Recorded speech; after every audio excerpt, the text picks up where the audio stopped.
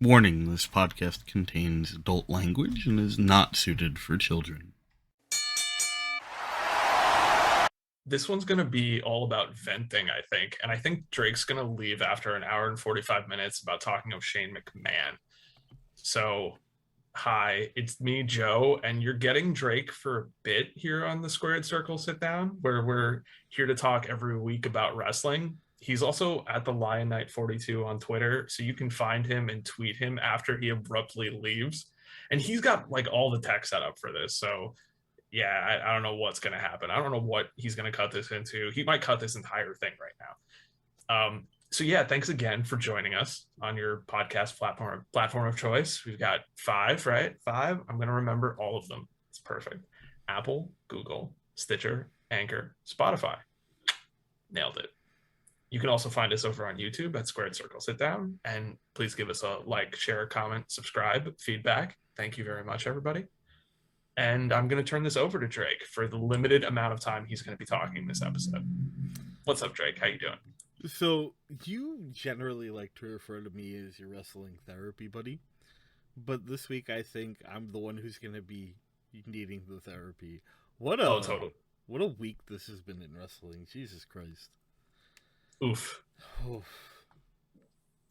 So, for the sake of getting it out of the way and not having to spend an hour and 45 minutes on it, let's jump right into it and start talking about the Royal Rumble from last week, which we, did a whole episode about, but can't get to leave us alone. The stink continues to linger, and Shane McMahon. Shane O'Mac has shuffled out of the building. Oh my God. And he was told, don't let the door hit you on your shuffling ass on the way out.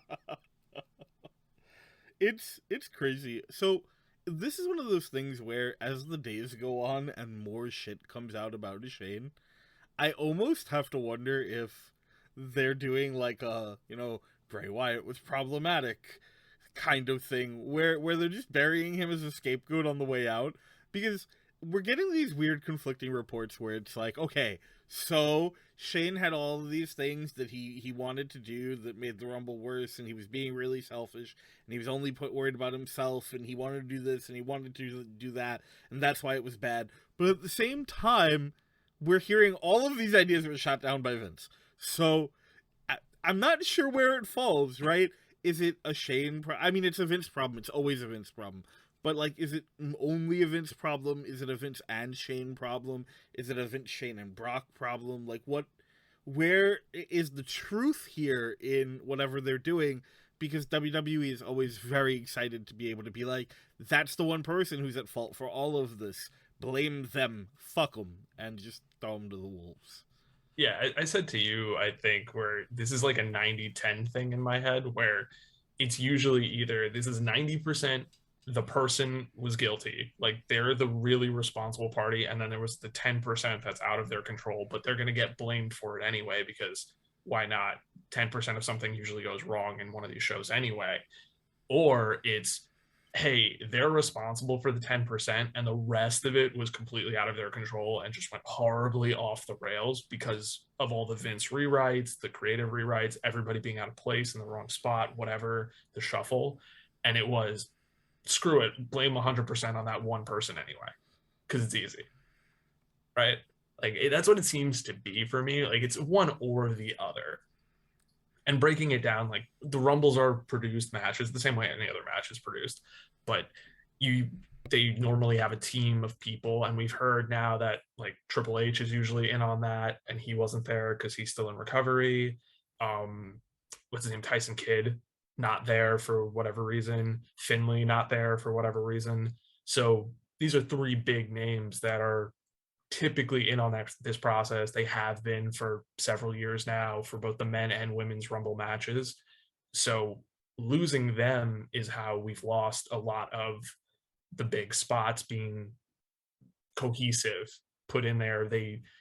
I'll use the damn word, organic. They feel like they organically fit into the match structure. And that didn't happen this year. Like I said last week, this match felt lethargic. Yeah. The men's especially, very lethargic. Like, there are so many moments where nothing is happening. And now we get all these stories about how The entrance order has been shuffled so many times. It's been botched. The thing you told me about Orton and Shane swapping spots and everything, like, Yeah, like yeah, I don't know if that's like 100% confirmed or whatever. It's just a thing I saw on Reddit, and I'm like, with the way everything's been going, it makes perfect fucking sense. That it it was just like, does. oh well, we had 30 rewrites. Someone got the numbers wrong. Fuck it.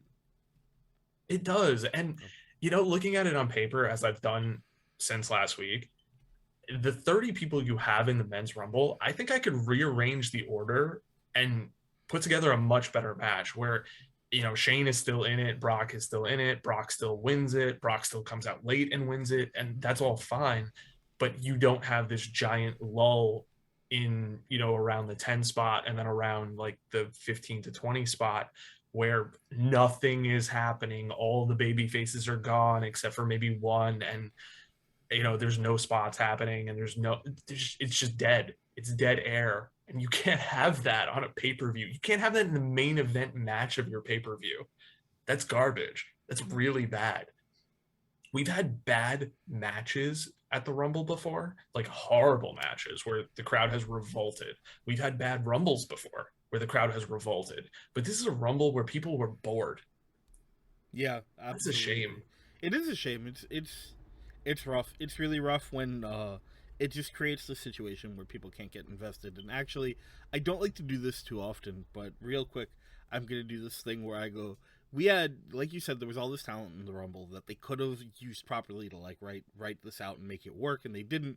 So on Twitter the other day, this guy Sam B over at Sir Samuel on Twitter, um, posted up this really interesting concept that he did, where he's like, after the Rumble, he wondered what would happen if he took the AEW roster, ran it through a randomizer, and took the top 30 guys that came out, and then just did it and saw what It happened. sounds fascinating. It really is, and I'll send you the thing. I'll put a link to the tweet in the YouTube description as well. But it's crazy how, as you scroll through this Twitter feed like thread, there's so much here that's so cohesive because of how they treat their characters and their storylines, that like the fact that he legitimately shoot randomized these guys in the order that they'd hit the ring in, and it still had this cohesion, really speaks to the value of that.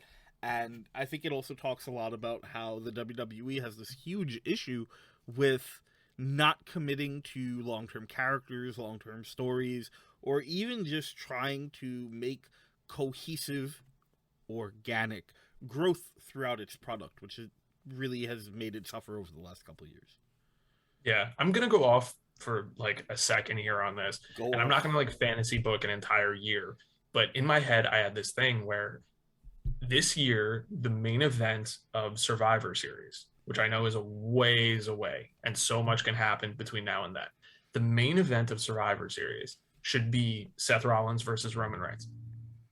Why? Because it's the 10-year anniversary of the Shield debut. And they should play that up. They should completely play that up. And that match would be amazing and perfect for what it could be. And you could finally pay off the break the triangle, right? Definitively break the triangle. Have Roman defeat Seth and continue his march, presumably as Universal Champion. Do that. But they're not going to. And if they do, it's going to be a shoehorned in thing at the last minute when they do an October draft or even a November draft or whenever they do a draft again, because they're going to do so many of them, and just flip Seth over to the show. If they even care about doing that, or they just build it up as them on different shows like they did on this damn pay-per-view. All right, because he's just back boggles on my Raw mind. now too, right? Seth is, because he's in the Yeah, chamber now. he's in the chamber. He's in the chamber, which we're going to get to that. Yeah. But, it's something they should do. We talked about AEW. We gushed over Full Gear with Hangman and Omega. Why? Because they built to it for such a long time that no matter when they got there, even if it was later or if it was slightly earlier, they knew that they had to hit that, and they knew the notes they needed to hit because that's where the story was going. WWE isn't telling you this long story right now. And if they are, it's only with a couple of characters, and everybody else doesn't matter. Yeah, like Like the Paul Heyman storyline that they're doing right now is obviously the like sterling example of what happens when the effort is put in. And we've seen so many over the years of just things they can do like this. And it's a shame when you see their focus only be on this one story, because it really is, and nothing else. And a lot of guys suffer for it. You look at how Big E's kind of just been like swept under the rug now, right? Yeah, it's a shame. Yeah, you have these like budding storylines between the New Day and Brock Lesnar, and the New Day and Roman Reigns, and the New Day and the Hurt Business. These were all things that were so interesting and felt like they were set up to really be pushed as these ongoing plots. And the New Day specifically, they've been really good about that with, their history with the Usos is one of my favorite examples. You have the Ustruce right after like years of them going back and forth, to the point where we finally get to the whole Kofi going to WrestleMania thing. And there's that huge payoff after we've already gotten other payoffs, where they're just like, we're not going to do this. And they just fucking left, right? Yeah, it's perfect. Yeah, and they have so many opportunities to do stuff like that, and they just don't take them, and it's really frustrating. And it doesn't mean that they don't produce good stuff when they put the effort in, like I said, with the Paul Heyman thing, but it's crazy how much they let fall by the wayside because of rewrites or just dissonance going on backstage. No, it's the rewrites. It's 100% the rewrites, because we've had so many creative members, former creative members, come out and say, hey guys, we hear you. We know that you hated what we ended up putting out there. We pitched better things. Better things were even in the script day of. Mm-hmm. And then they got rewritten an hour, a half hour, 10 minutes during the show. And they got cut in favor of things like a golden egg. And it's ridiculous. And they don't know what to do with it, because Vince is just stubborn. He's crazy. He's a senile old man. He's sells out his own son in this case, perhaps. Yeah, which is wild. And I wonder if like you said, 10% of these stories are true, right? I have to wonder how Shane reacts to this. Because either it's the very classic McMahon, I get it, this is just how the business works, or it's, my father just sold me the fuck out. And he's in a position where he's lucky enough that he'll never be wanting for work, right? If he ever wants to come back down the line, I'm sure they'll still bring him back. If he ever made the impossible, obscene decision that a couple of people have been talking about online of becoming the McMahon on the other show, that'll never happen. But if it was something he ever was willing to consider, that would happen, because you can't not do that, right?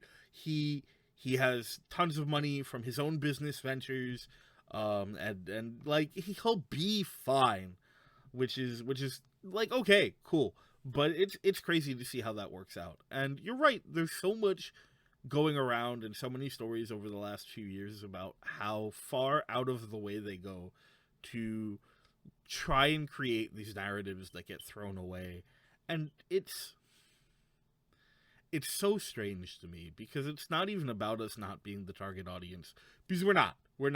Realistically, 90% of the people who are AEW fans first, which I think is a totally fair statement to say for both of us, are not the target audience for the WWE. We're not looking for the major nostalgia acts. We're not looking for the very shallow, wacky characters. We're looking for something that isn't what their product is. And, we spent a lot of time talking about how they portray their product and what the goal of their product is. And unfortunately, this is the downside of it, is when it's bad, it's not usually mediocre. It's usually very bad, in the same way that narratively, when they hit those really high highs, it's hard to top them. And I'm going to make a bold prediction. Yeah, shoot. I don't think we see Shane McMahon ever again in the WWE, because I think it gets sold before he comes back. Well, this is a conversation that we had to have eventually, right? Yeah, I don't want to even draw it out as a long thing. I just personally think that there's no point to this. I personally think it's on the side of he thought he was doing the right thing. He thought he was doing his job well. Lots of these stories that are coming out now about how Shane is delusional, Shane is pitching all this stuff and taking control when he's not supposed to, are true. They're not going to work really hard to try to bring him back. He's probably not going to end up someplace else in another wrestling company. No. He's going to go do his own business ventures. Good on him. And by the time anything would get to a situation of, oh man, we really need Shane McMahon back, it's going to be, all right, look, we're also signing this deal that doesn't matter. It makes it all moot. Personally, I think that's how it's going to go. I'm so back and forth. So just like as someone who's grown up my whole life with wrestling, it's so strange to even kind of consider not a McMahon running that company. Even if it's like a McMahon by proxy, right? If you look at like Triple H. But it's become pretty clear now that Triple H is no longer the heir apparent. Whether that be because Vince is just Vince and doesn't want to let go and thus is not willing to do it, especially after seeing the positive reactions he got with how he did business, or if it has more to do with guys like Kevin Dunn and John Laurinaitis and whoever else getting in Vince's ear and sabotaging him. But for whatever the reasoning and explanations is, it doesn't seem like Triple H is the heir apparent anymore, which leaves us with pretty much nobody to run this company in that role once Vince is gone. And I don't see Vince really stepping away unless there is a huge shift. And that shift is, you're right, probably a sale, and it's really hard for me to come to terms with that, but it makes the most sense. I don't want to say confidently that it's going to happen. I'm still not convinced entirely, but as time goes on, it becomes a lot more likely in my mind that it's happening. I know they just made the deal with Disney out in India for showing stuff, so that's something to take into account. I don't know if Disney wants to pick this company up, but also, well, here's the thing. Here's my thing on it, because you're shaking your head, and this is where I view it from. If I'm Disney, the only thing that makes value in that company for me as Disney is how far it reaches, right? Because WWE is not and has not for a long time been a wrestling company. It's not even a sports entertainment company. It's a multimedia colossus. That's what WWE is, right? It's the Scooby-Doo movies. It's all of the crossovers that they have with people. It's the way that they can present other content within their programming. WWE is, in some ways, kind of just becoming a different version of a commercial company. This is a way that we can take all our products and all our brands and all the products and brands that want to come and incorporate with us and present it to an audience that our content maybe doesn't hit otherwise, right? And if you look at the way that Marvel's been working lately, so we don't really have Star Wars movies as much anymore, and while there's a pretty solid following for the TV shows that they're coming out with, it's definitely not as large. You have the Marvel movies, which, if we're being completely honest, after Endgame is going to see a drop-off. Has been seeing a drop-off. Some of that's because of COVID. Some of that is not. Some of that is because we're now hitting these new characters and starting new beats, and people don't want to invest in another 10 years. You have a lot of the franchises that they've invested all this money in that have hit their peak and are now finding they're leveled where they're leveling out. WWE is an opportunity potentially to either change that by creating new peaks for their products, or by allowing them to not care as much about having to hit peaks because they have more steady income on the way, always, because of this company. And with the way that it's been set up, you lean a little bit more into the PG, like it was, a couple of years ago, and you lean a little bit more into the campy gimmick stuff, and it could work and still hit an audience. Yeah, you also lean away from touring and into more of the hub and the production hub type deal. You can still do overseas stuff, but it doesn't necessarily be this weekly thing over and over again where you have to find Raw in a new city every single week. Yeah, absolutely. And I think I'm not, like I said, I'm not convinced it's getting sold. I'm not anywhere near convinced it's Disney, but that's my take on like where that would be if it was a conversation they've had, because we've had a number of reports that say that they have had those talks. But you know, it could just as easily be a company like Universal. It could be a lot of things. It's really hard to speculate on that. True, we do get reports all the time about how, Peacock is pulling in so many views, and so many of them watch WWE, like over a certain number of million, which is a big deal to a subscription service. So that's something to always consider. But yeah, I couldn't tell you what company buys them. You mentioned obviously two or three front runners right there, but for that, I just see everything, and this is why I'm wrong. This is so why I'm wrong, because everything about this logically points to a sale happening. And we're here talking about how this is the most illogical company that bucks every trend when it comes to telling you a story from point A to point B. And yet they're still alive. They're still thriving. I think they just reported record profits for the last quarter, something like that. You know, when you cut as many contracts as they clearly had to, yeah, you expect, you know, records. If you're not paying anyone, Yeah, and people are paying you money, it becomes very difficult to lose money. But Shane, right? Shane McMahon out of the company and is taking the fall for the Rumble being bad. Weird. I think that's weird because we've never really heard that before. I think we got stories about people getting flack for producing bad Rumbles before, but we've never had them publicly outed and released from the company. It was like, hey, here, yeah, okay, you guys suck, whatever. never even like close to the level that we're seeing this. I can't remember the last time that we had so many negative reports about someone in such a small amount of time. Even looking at like the Bray Wyatt thing, which is probably the next closest one I can imagine in modern times. That wasn't like a clear, here are all these problems and everyone already knows that these are real things.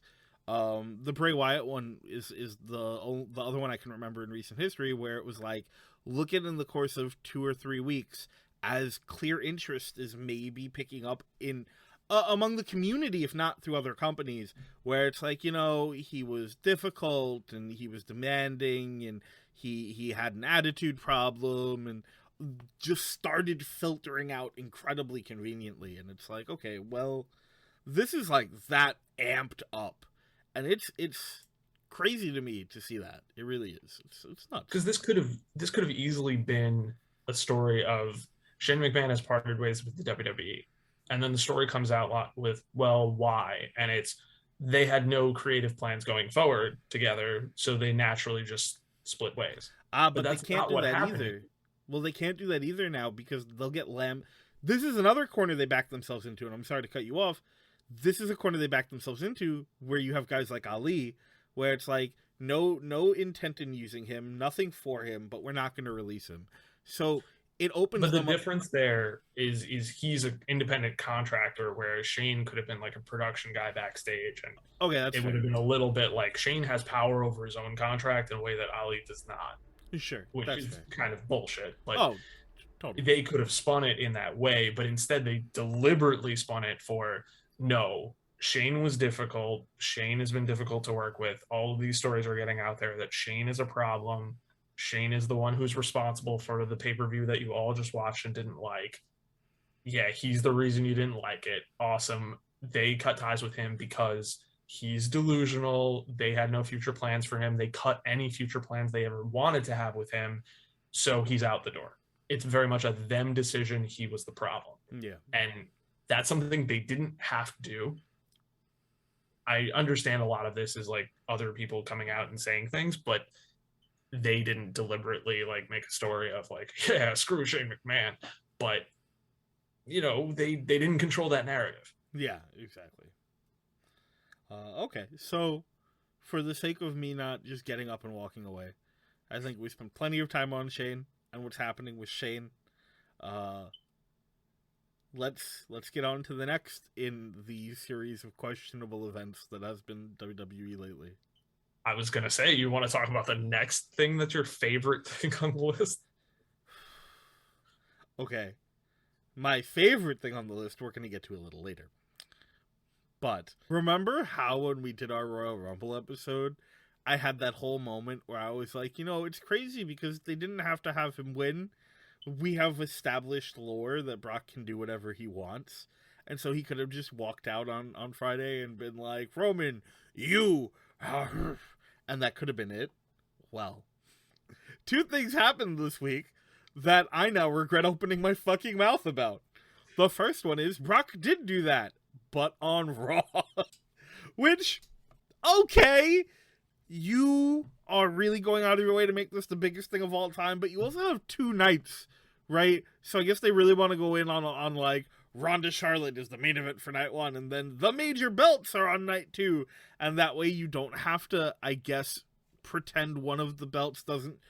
I don't know. I don't get it. You have the biggest guy in the company with Roman Reigns, hands down, biggest like full timer, and that term will mean a lot in a couple minutes. But like the biggest full timer in the company right now, and then the guy who garners the most conversation in the company right now in Brock Lesnar. This is like already the biggest match you could possibly set, no matter how many times you do it, and regardless of what like colors you put on it. The bottom line is this is number 8, number 9. I know you threw the stats at me a couple days ago, but I think this will be 7 or 8. Okay. I could go back and find the list that I sent you, but it'll be 7 or 8. Sure, yeah, double check. But yeah, so it's like number 7 or 8. People are already upset about it because they were upset about it after the first one, but you also have like an actual plot now that people care about with Paul Heyman. And you have things that exist that make it interesting, and they're like, it's not enough, we have to go bigger. So we're gonna take Bobby Lashley, who won the title just now, and we're gonna run this back in the chamber. Like, I don't understand at all. At fucking all. And it'll be their 8th time facing each other in a match that is not like a Royal Rumble match. And I think if I have it right, it'll be their 5th one-on-one match. Okay. And it will also be their 3rd one-on-one WrestleMania match. Definitely have to consider is you've got this weird ass situation now where either you have Brock win in the chamber where he's like Brock starts number 1, kills a guy, kills the next guy, kills the whatever, or you have a situation where Brock's the last guy and he just does what he did at the Rumble, or somehow they have to have everyone kick the shit out of him and then have Lashley beat him again to like cement that. I don't see any positive outcomes here. Like, no one wins no matter what they it's do. what you were talking about before of this is another situation where if Brock wins that match, this is all right. Brock has just gone over 5 guys. Awesome. If Brock and Roman, even if it's not through the chamber, end up facing each other title for title at Mania, then this is another thing where, all right, both of the main titles for the men are in one match. So everybody else who's a guy on the roster cannot be fighting for those titles. Yep. So, which would normally be another one-on-one match at the very least, which is 2 other people that you could say are in the main event level of your company. You've just completely erased all of that as an option. Why are you doing this? As to your point, they don't need this. Yeah, not to mention that almost without fail, every single time that they give any talent 2 major belts, they don't know how the fuck to end it. How do you wrap it? They never know how to wrap it, ever. It's crazy. It'll be the thing of like that's what's going to kill it, because that's would be, oh, somebody has to beat Roman. Because I just have Roman going over, winning both titles, because he should. If that match happens, he should win. The match now that's set up, one-on-one for 1 title, he should win. But how do you he can't have both titles for a year. He can't. You can't do that because one show will just be without a champion. So that doesn't make any sense. So the match itself doesn't make any sense, but they don't think past the step that they're currently doing. Yeah, well, that's the last part of it that I wanted to bring up about this is they do things like this so many times without thinking it through that what should be a big deal, right? It's again this Lesnar Reigns match has every reason to be the most emotionally have the most emotional investment in it. This is the one that people should care about because of the Roman Reigns character now, because of how Paul Heyman's existed. And now you're adding this like huge extra thing of maybe it'll be a double title match, and that's amazing. And all it does is turn your audience off because you've consistently shown you don't know how to do this, and we don't have something to do after this. Because you've robbed us of Bobby Lashley defending the title for maybe a second year in a row at WrestleMania. Yeah. You've robbed us of Bobby Lashley Big E, Bobby Lashley Drew, Bobby Lashley Seth, Bobby Lashley Riddle, Orton, anybody, Edge, AJ, all those matches that could be for a title. Now you could still have them, but it's not for a title. So I don't want to say who cares, but significantly less important. Exactly.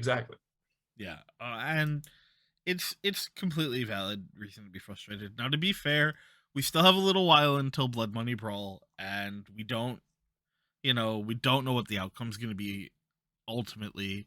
So the best thing to do is to sit and wait. I don't want to get too riled up beforehand.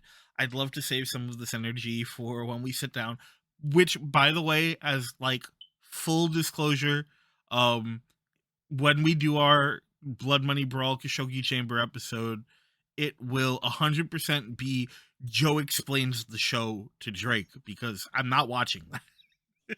I'm not watching it live. Sure, that's fine. Worst case, we will probably reading a recap and maybe finding something to watch the Chamber and maybe watch Becky and Lita. I will. Maybe we'll find somebody who's gonna watch it that we can have on, and then it'll be story time with whoever that person is, and we'll just comment on it in real time, and it'll be great. This is gonna be amazing. This is gonna be the drunk episode. Yeah, I'm so excited. Woo! And so then the other part of this that we got to talk about for the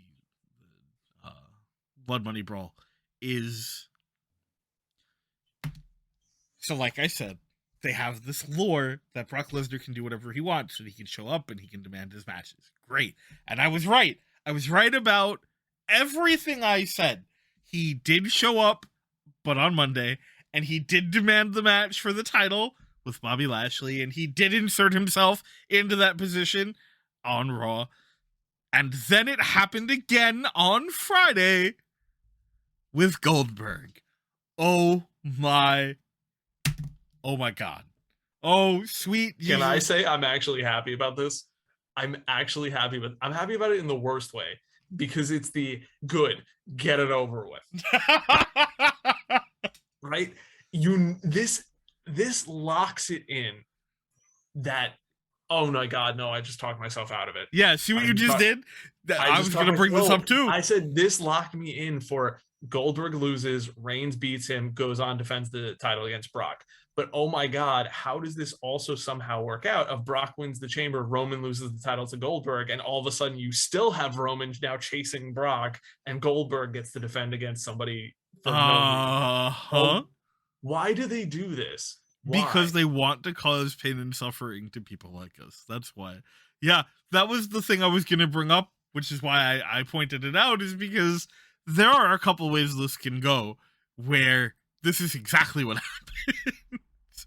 Now, do they have Goldberg end this like historic title reign, this like heavily like unstoppable momentum train that is Roman Reigns? Probably not. But again, we won't know until that last rewrite. God, no. Sure, but we won't know until that last rewrite. But we can hope. It's also the first time that Reigns and Goldberg have gone one-on-one, which they made sure to tell us like 4 or 5 times that night. So that almost has me a little more worried, because so rarely will it just be like Goldberg versus a guy nowadays. All right, guy beats Goldberg and we move on, right? Usually, if they're going to beat him, then A, it has to be really screwy, and B, he has to have already gotten his win, or he has to immediately get his win back. I know he's only got... Let me rephrase that. I have read that he only has one more match on his contract, which is a really, really, really good sign. But contracts change. People get extended contracts. Goldberg does whatever the fuck he wants. So we're going to have to wait and see how that plays out. He's also run out of options, right? There's almost nobody left on the roster who you can say has a viable match against Goldberg. Yeah. He's faced everybody already. He faced Taker, he faced Drew, he faced Bobby, he faced Brock, now he's facing Roman. Hell, he faced Dolph Ziggler. He faced Kevin Owens. Like, who else is there realistically that you could say that person is somebody that fans want to see have a match with Goldberg? And I also understand we're two people that don't want Goldberg to keep having more matches, especially for championships. But for the people who do care, for that small group of the audience that says, yay, I want to see Goldberg on my screen having a match with somebody, there aren't too many people left that it's like, oh yeah, that's the person. Again, pointing to they are not making these top big name stars anymore. But unless you're bringing out another legend from somewhere, there aren't too many left on the main roster. Besides like a Randy Orton or something. I think we've done, not in modern times, but I think we've done Orton Goldberg before, right? Oh, hilariously, probably. Yeah, back in like 2002, 2003, something like that. Yeah, whatever the like Goldberg chasing Triple H thing was. Baby Orton. But like preteen Orton. Baby Orton was, get well, Randy Orton, send your postcards and letters to when he still had the bowl cut almost. Yeah, this would be Evolution. Yeah. Randy Orton, right? Yeah. Ooh. So, yeah, and then we've got, I mean, it's also where it is, with who it is, with the crowd it is, where you're gonna get these nostalgia acts. You've got the Lita, Becky Lynch match, which will probably be a really good match. Although I can't wait to see the Power Ranger outfit that Lita wears. They have to fight each other to be the Red Ranger, right? Yeah, I guess that's true. That's fair. Then that makes them the second female Red Ranger in history. Go figure. Yeah. Man, so many things this week just get under my skin about wrestling. I guess it's just the season. From like the tiny things, like a couple weeks ago, we had what was it called? Beach Break? No, what did they call that one? The AEW show? Beach Break. Beach Break in January. In January. That's great. Yeah. In the snow. To them continuing to go to Saudi Arabia. Oh, while we're on the topic, actually, I'm going to throw this out there. Here, we're doing wrestling therapy, right? So we had our investors call this week, and I almost sat in on it. I didn't have the time that I would have liked to, but I almost sat in on it. And so I'm reading through the notes afterwards, and one of the things that happened was Nick Khan explains that they make so much money off these shows, they don't know why they're limiting it to just 2, and would like to, moving forward, look into having more shows out there. And at this point, fuck it. Just send the whole company out there. Don't come back.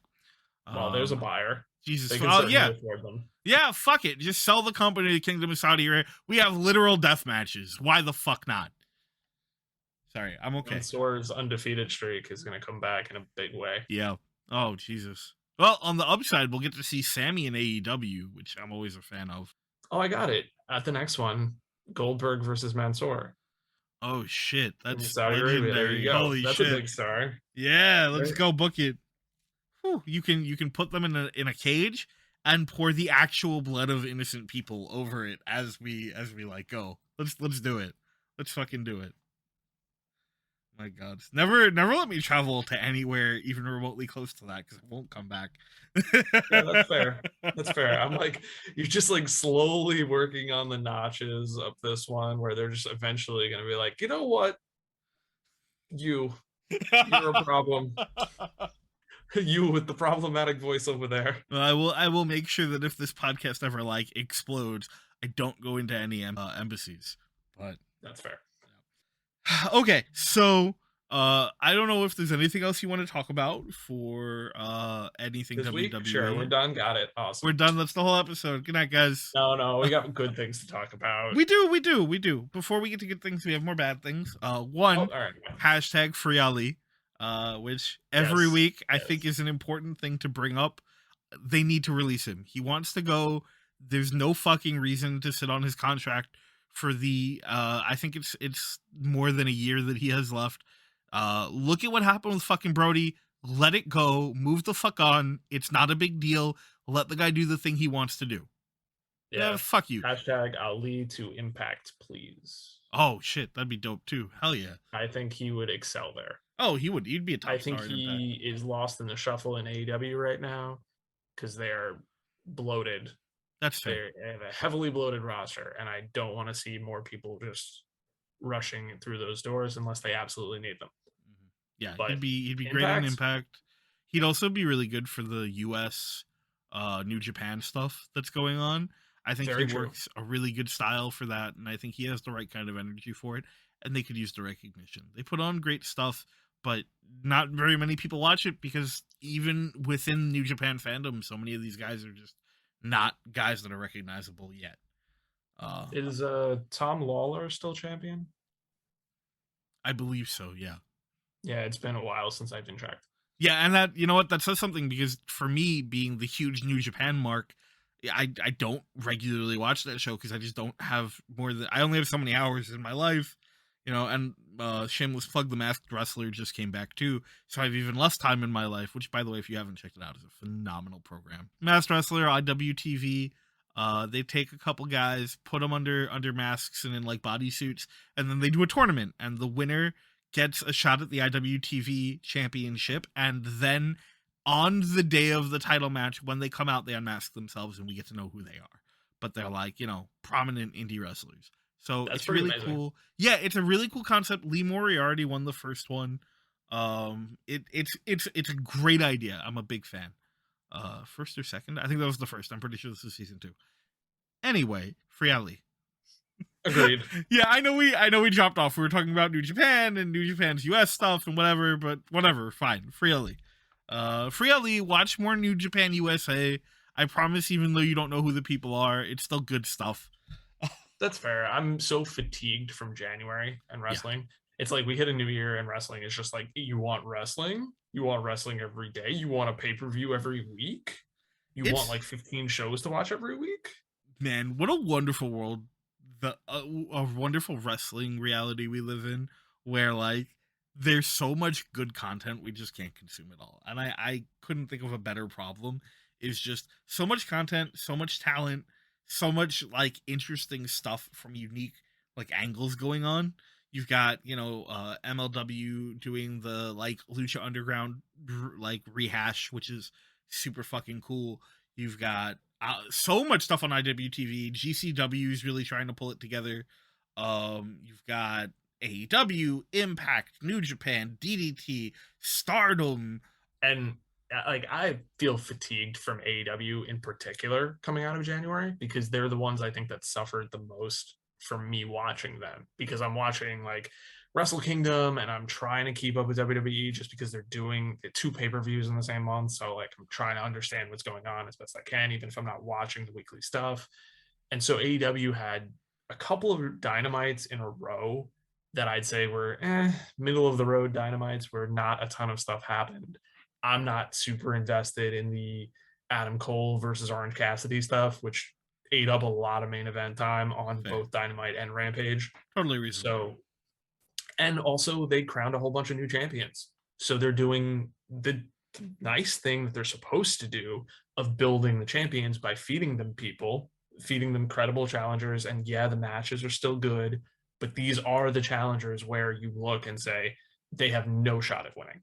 Sure, None yeah, whatsoever. absolutely. With the exception of the TNT title, which we could talk about that being a mess, fine. But for the tag titles, okay, you've got Jurassic Express running through people. You've got Hangman now has his next challenger lined up. Cool. But for that, it's like, okay, and Jade just got her title, so she's not losing it anytime soon. Yeah. You had a really good match with not you. They had a really good match between Ricky Starks and Jay Lethal this past week on Rampage Yes, for that's the the one that I want to FTW go back and title. watch. Oh, you absolutely should. That match was great. The finish is awesome. It's so I know cool. what the finish is, but I haven't seen it yet. Oh man, it's so cool. It's so smooth. It's so smooth. So before we get into AEW proper, there is something I'd like to address. If you follow me on Twitter, I've been pretty outspoken about this. If you happen to see me on Reddit, I've had a couple things about this as well. I want to take a minute and talk about Brian Kendrick. So I want to preface this really quickly with a couple things. I don't remember if we've ever talked about it on here before, but my family was Jewish. My parents were Jewish. Their parents were Jewish. Both sides of my family's parents came over from Germany. Them directly narrowly avoiding parts of the Holocaust. And I have had members of my family who I never got to meet because they didn't get out. So it's a little bit of a hot button for me, I'll admit. And I don't consider myself religiously Jewish or classically Jewish, but it is part of my culture. I'm a cultural Jew, right? I also am a firm believer in second chances. I think that anyone can fuck up, anyone can say something stupid, anyone can do something stupid, and more often than not, with time for growth, understanding, and a willingness to accept what you've done and try and make good, everyone deserves the opportunity to prove that they are better. My problem here is that's not what happened. And I've seen a lot of people asking that question online where it's like, well, he apologized. What else do you want him to do? And I kind of take some personal offense to that because that's not what fucking happened. He didn't apologize. He made a very clear statement where he did two things that you should never do if you're trying to apologize. The first one is he went, I'm sorry if you were affected by it. He didn't go, I'm sorry for doing it. He said, I'm sorry if you were affected by it. And the other thing he said was, also, I don't believe that, and I never believed it. Brian, you'll probably never hear this, but I'm gonna address you directly anyway.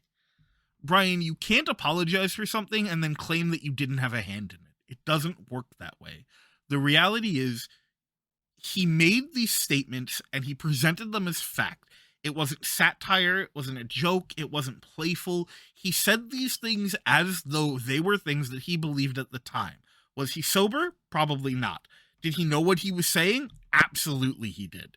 So now, when you get outed for this, and we can talk until the cows come home about the idea of, should he have addressed it before it came out? Whatever, it doesn't matter. It came out and he decided to address it. But when you do, you have to own your mistakes. And that's what he didn't do.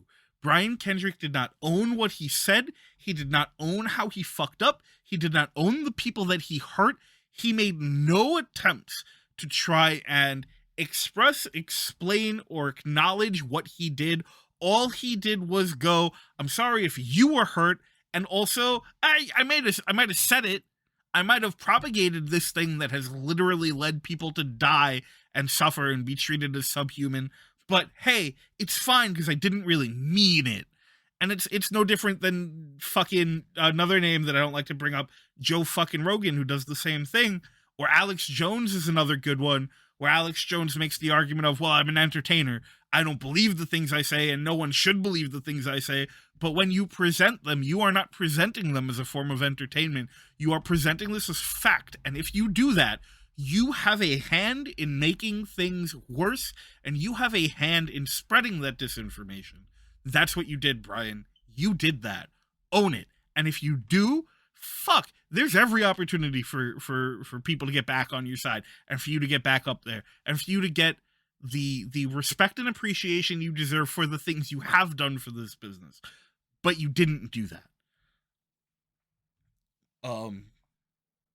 The other thing, I have one other thing I'm going to say about it, and I know I've been talking a bunch, but so this week on Twitter, one of the things that happened, and I'm gonna call him out, Jervis, Gentleman Jervis. He's an amazing guy. I will sing his praises until the cows come home. Even back when I had a huge stick up my ass and I didn't like comedy wrestling, I was a huge fan of this guy. He's really fun. If you've never seen him, check him out. So he had a statement where he was like, look, Brian Kendrick is maybe one of the best human beings I know in wrestling. He's not an anti-Semite. And you know what? Okay, I understand where you're coming from. And being the person that he is, I am so 100% confident that he meant that in only the best and most positive and supportive ways, and wasn't trying to dismiss anything that anyone's done or said. And I was lucky enough that when I commented on it, he responded, and we got to have a bit of discourse about it. And it's understandable that people want to jump to defending their friends. I get that. We've seen it before with like Will Ospreay, and even just more personally, we've all been there, I'm sure, where there's been a friend who did something that maybe was not a great thing to have done, and we have that moment in ourselves where we have to decide if it's, do we hold them accountable for it, or do we go, look, I know they're a good person, they just fucked up. This isn't the time for that. This isn't the time for that because his apology was bullshit. This would have been fine if he hadn't said that. And worse is, Jervis is the second of the number two of two moderators on R Squared Circle, the Reddit wrestling like subreddit. And so it's really hard to distinguish between the guy and the guy who represents this. And when you do that, when you hold that spot, what you say matters towards this. Now, he's been getting some really bad flack for it. Like, people have been sending him death threats, which is completely unacceptable. It's not okay. But also, and this isn't defending that, that's wrong, don't do that. But also, you have to think about what you say and how you say it and how it will affect people and where the words you use hold weight. And that's kind of a thing that I think was missed here and needed to be addressed. I have little to say about it because most of the information I've got has come through you, and I echo so many of your sentiments that you already shared. The biggest thing that stuck out to me seeing his, I'll throw up in the quotes, apology, was that line, the second one that you pointed out of the, oh, I don't believe this. Okay, cool. I never did. Okay, then why'd you say it? And that's always the problem. I've seen so many of these things following sports where you have guys coming out of high school and college and whatever, and then they make it big, everybody knows who they are, and then you get these videos from when they were younger, 10 years ago, something like that, of them saying and doing some stuff that usually in a group, usually when they're pretty young, sometimes under the influence of something that is pretty heinous. And then they have like a PR team come in and you get the pretty generic, hopefully genuine apology of, which Brian Kendrick should have done in this instance, of, hey, look, I apologize. This was something that happened a long time ago. I understand why people are upset about this. This is no longer who I am, and I will continue to prove to people in my actions going forward that this is no longer the views that I have. If I ever did have these views, it was either, and you don't have to explain this part, but it kind of goes without saying. If I did have these views, it's because of my own ignorance and I needed to correct that. Or it's because I was in a bad place in my life, possibly under the influence of something that I've also taken steps to try to correct. And it's, hey, look, I own this. I accept responsibility for this. I apologize to anybody that has been hurt by this. because this is not why you're trying to follow somebody for who's a wrestler on Twitter or in a company. Has nothing to do with this.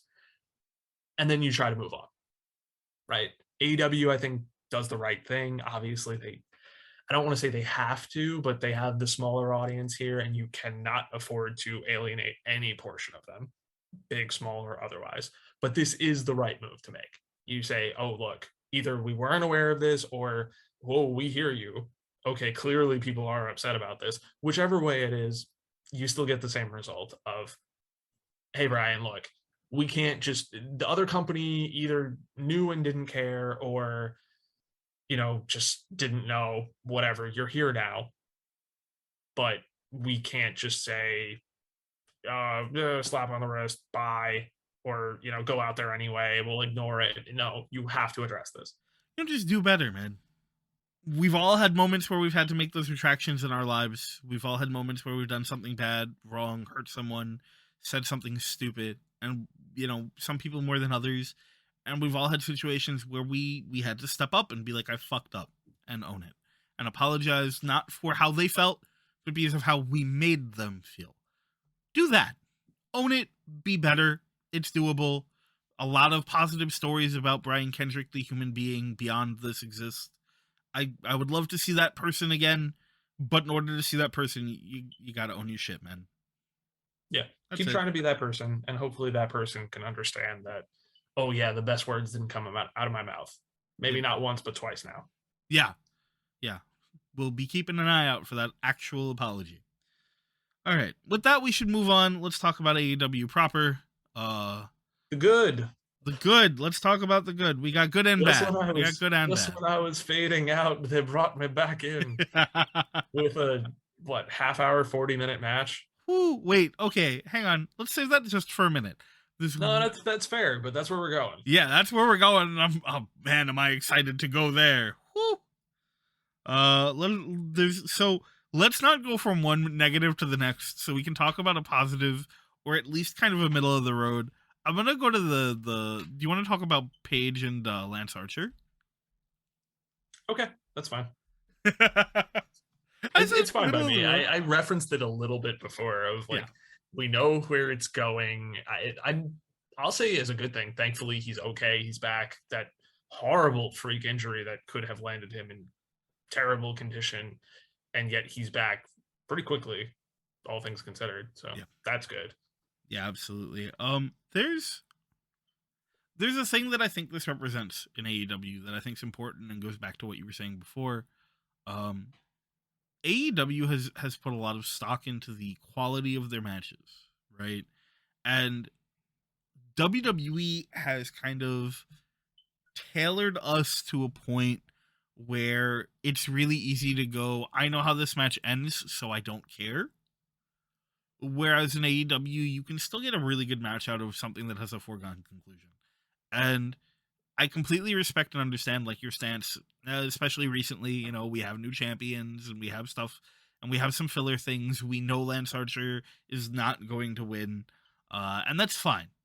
But at the same time, there's a lot of things that I feel like are going to be really good about that match. I feel like there's also a couple downsides. Every time that we've seen Paige bleed, it doesn't seem like he's a big bleeder. And you know what? Genetically, good for him, man. Won the lottery.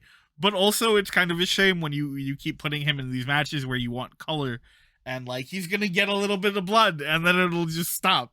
But I'm really excited to see him and Archer beat the shit out of each other. I think it's gonna be a really good fight, and I think it's an angle we haven't explored yet for Paige, which is the thing I'm most excited about. We haven't seen him have to go to that place, and I think that's gonna go a really long way. The other thing I'll say is the build-up for this has unfortunately suffered from the really awkward pairing of them with Dan Lambert. I know Jake's been dealing with some issues, some health issues lately. I know that there's a lot of talk that he's on oxygen a lot. I know so Lambert's there in case Jake can't do the promos. But it's a real shame that they couldn't find someone else, just because the way that Lambert has been positioned in this company and the promos he's cutting are not, just don't really work against Paige the way that you would want them to. because of who he's representing, and B, just don't fit at all for who Lance Archer is in this company. The whiny, complainy boomer is not the right mouthpiece for the carny monster man. And you could have had all of the same arguments and all of the same like beats hit in the promos by Jake or by anyone who's not, why can't I? Lambert? Thank you, Lambert. I don't know why I Yes. just lost it. All the That's same okay. beats, but like, and it could have been interesting and it could have been meaningful.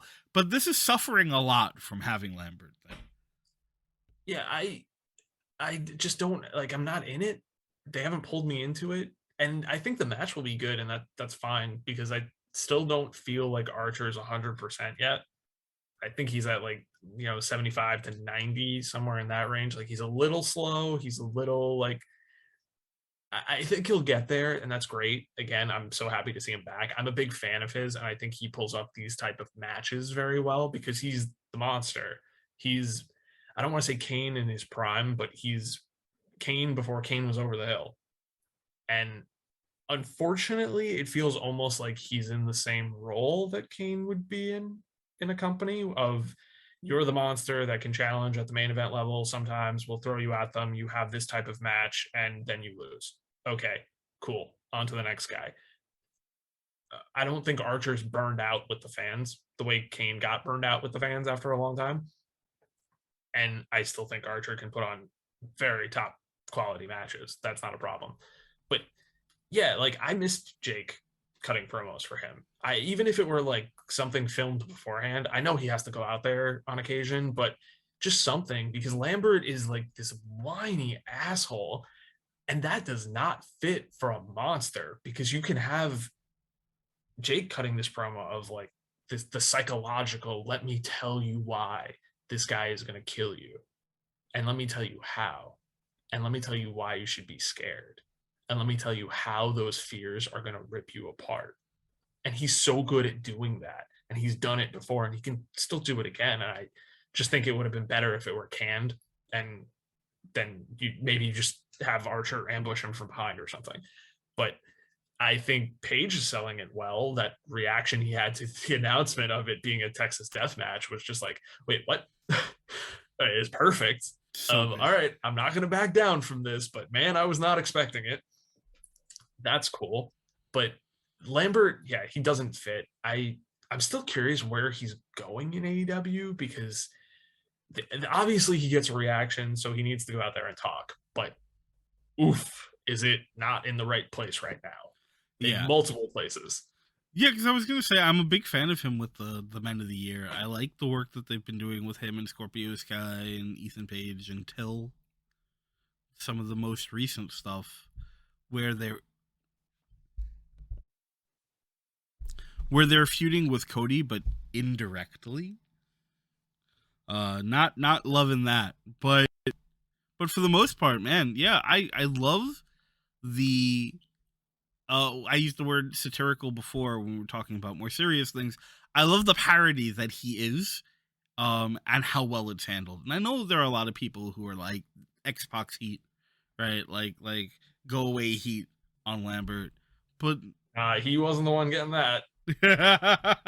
yeah. I think he's getting exactly the kind of reaction you want from the crowd, whether it be the boos or just the internal groaning whenever he shows up, right? I love it. I think it's perfect, but not for Lance Archer, like you said. This week is the week that I think it jumped the shark a little for me, where it got too self-aware. Sure, that's fair. He's being too self-referential of this is my role and this is why I'm here and allow me to explain why people hate me. And that is where it stops working a bit for me because that's when it stops being like, oh, you're playing a character and you start talking about the character that you're playing and how it might be a character, but it might not be a character. And that's something that I think is just too, just fourth wall breaking for AEW. Yeah. At least AEW on TV. If you do that on like BTE or something, okay, fine. But like That's not what this is. Yeah, agreed. And I'm hopeful that they'll scale it back a little bit. I don't think it's going to stay like this forever. But while we're on the topic of Dan Lampert, we have to talk about that. Whatever that segment was. Can we call it one of the worst segments in AEW history? I am ready to maybe call it the worst segment in AEW history, where you have Brandy Rhodes come out and immediately turn the crowd on her. And I can't even, it's so crazy because I don't even know if it was on purpose or a work. Like, I don't know if this was a work or a shoot, because Brandy, by all like means, seems to come off as the type who would just be like, yeah, whatever, can't handle the crowd calling her on making a mistake. So she's just like, yeah, whatever, same thing, whatever, I'm just going to keep going. Or maybe there's a thing there. Either way, it doesn't make a lot of sense when you have her come out to cheers, immediately get the crowd heated, and then bring out maybe the only guy that they will boo more than the person they were just chanting shut the fuck up at. It was weird. And I was expecting a Cody run out to like save the segment. I was expecting something, but this was the worst 5, 6, 7 minutes ever. Oh my short. God. It was that short? I don't know. Like it stretched on for an eternity. It did feel like it stretched on for an eternity. It felt like this was the first half of the show, and the Punk MJF match was the second half of the show. That's totally fair. And if you asked me which one was longer, I couldn't tell you. Holy shit, man. I don't know what that is. Look, Brandy is probably a very sweet person. Brandy looks like she's very sweet in a lot of like things where we've seen her not being presented for TV. Like, as a human being, she seems like she's cool, but what are they doing? Big oof on the character though. Big and I don't get it. It feels like, are we getting her versus Paige Van Zandt? Are we getting that? Is that going to happen? Because if not, why aren't you bringing out a talent on your roster who she can have a match with? Because there are a bunch of them. Also, if Paige Van Zandt is having a match in AEW, it needs to be against Chris Jericho so she can finally bring herself to orgasm, because god damn it, she deserves it. I'm sorry, I love it. I love that there is canon lore in AEW that she has a fetish for beating up Chris Jericho. It's one of my favorite things.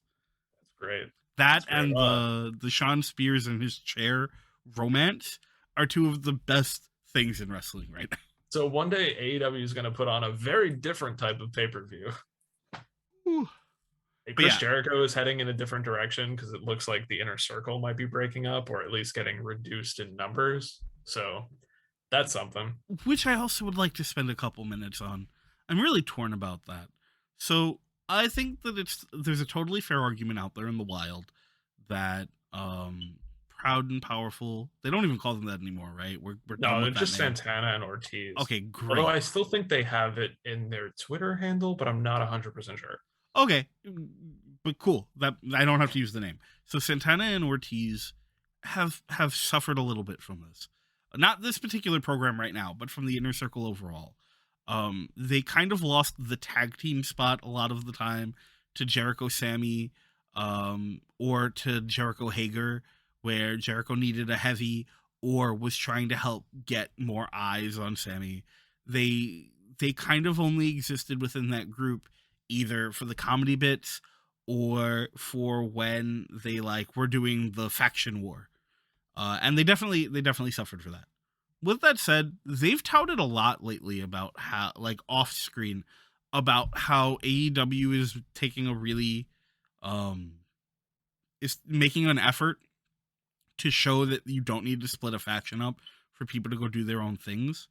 And I almost have to wonder if this is kind of the concern that I had back at the beginning of AEW, where the fan reaction to certain things has led to them changing what they're doing.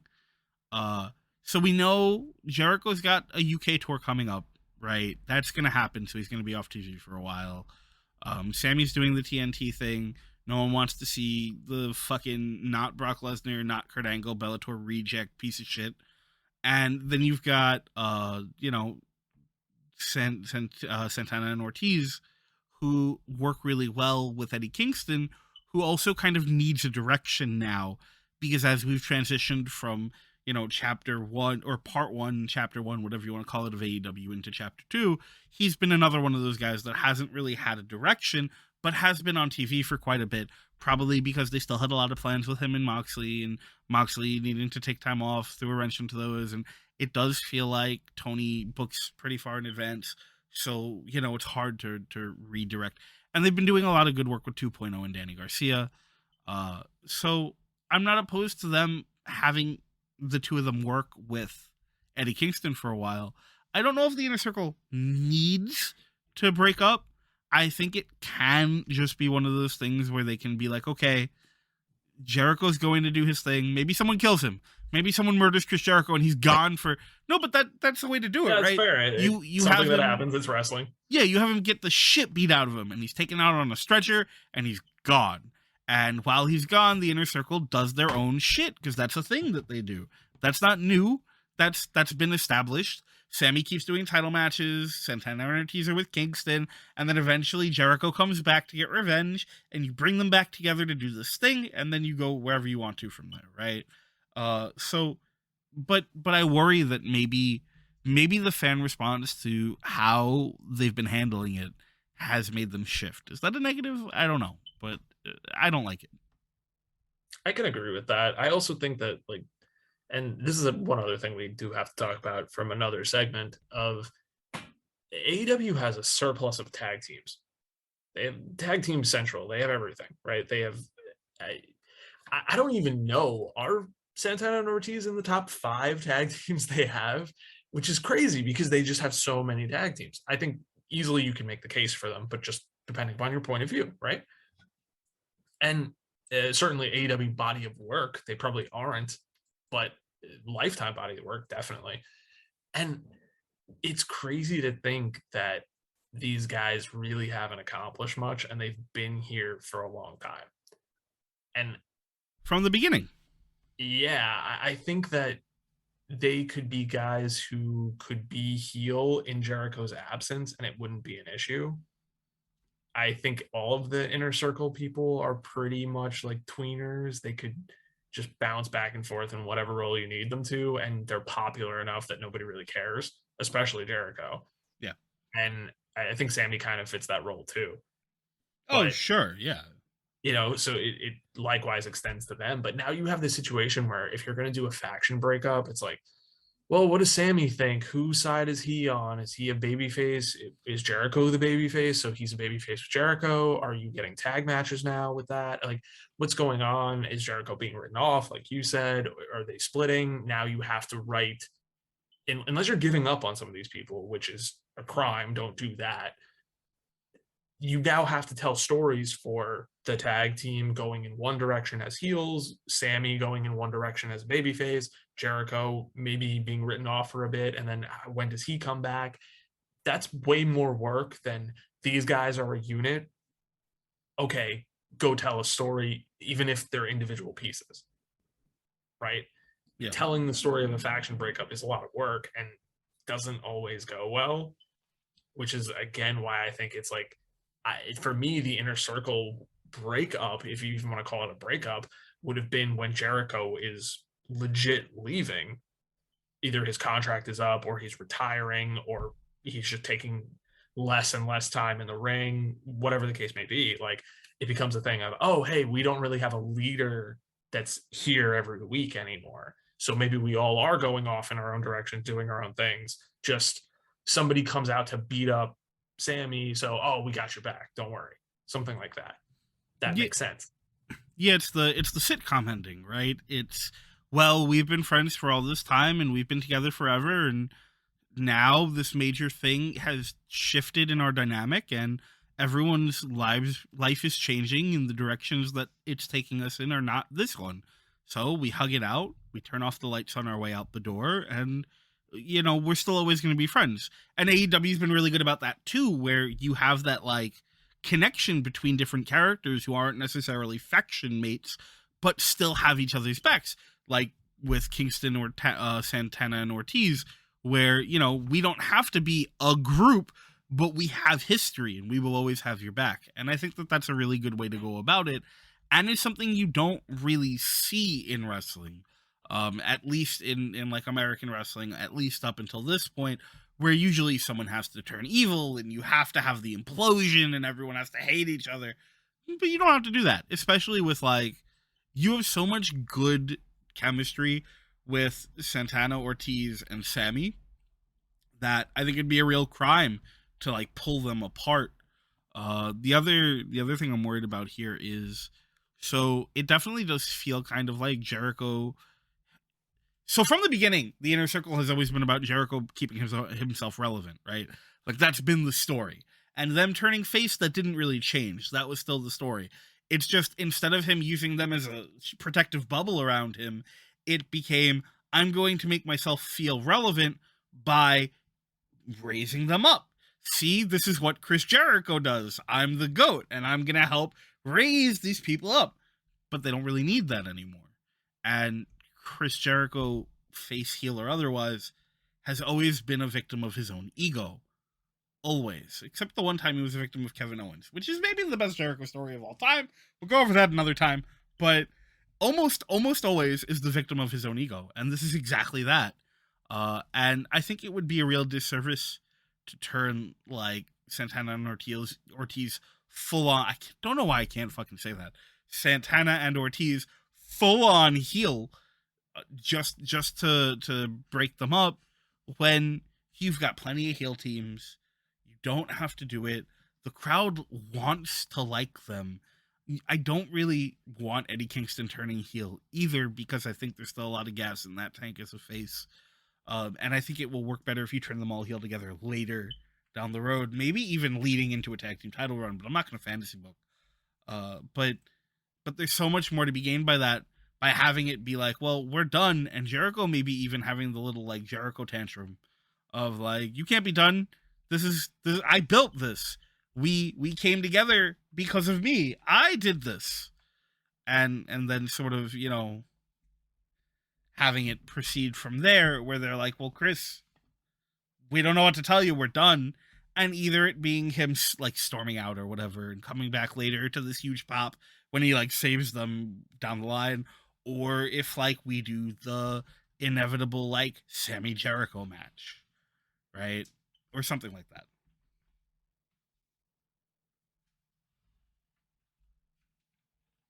And I think for this, because you mentioned like them turning full heel, and I just going over it in my head, you'd have the Young Bucks, Red Dragon, them, and FTR, which are like four of their main great tag teams that would all be heel.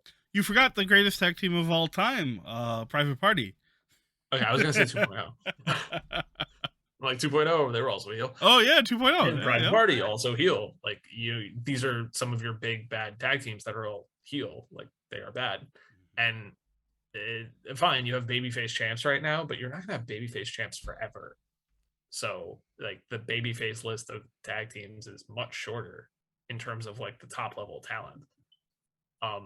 So just kind of bridging off of that, because it does turn into another point from this show of, I don't think it will, but there's the option for a Bryan Danielson, John Moxley tag team. Think about the amount of pain that those two men can cause together. I know it's not going to happen. Okay, I can't say that actually, because I could totally see a path that they could take to get there. I don't think it will. I think it's much more likely we get the Moxley Danielson match, which is also just going to be like a 15-star barn burner, right? But no matter what happens, man, just to think about what those two could be like together is magic. I love it. I love the intrigue, because it didn't just go the obvious path of, you're back, I want to fight you. It was, join me and together we can rule AEW as ex-WWE guy and ex-WWE guy. Yeah. And I'd like to see it, but I kind of hope they do it like short term. If they do a little something, And then Danielson is like, actually, I don't need you or like you, so die. Or maybe Moxley just gets fed up, one way or the other. Either way works. We're definitely getting this match at Revolution at this point, right? Like, I would think so. I think it's crazy to not hold off till then now. So maybe they get like a tag team match before then, which could be kind of cool. It's fair. Or they're just going around trying to recruit their third person. Well, because you just do what he said. You just take Danny Garcia from 2.0. Fuck them. He's our kid now. As he's about to do it, he gets a mysterious envelope from one William Regal. God.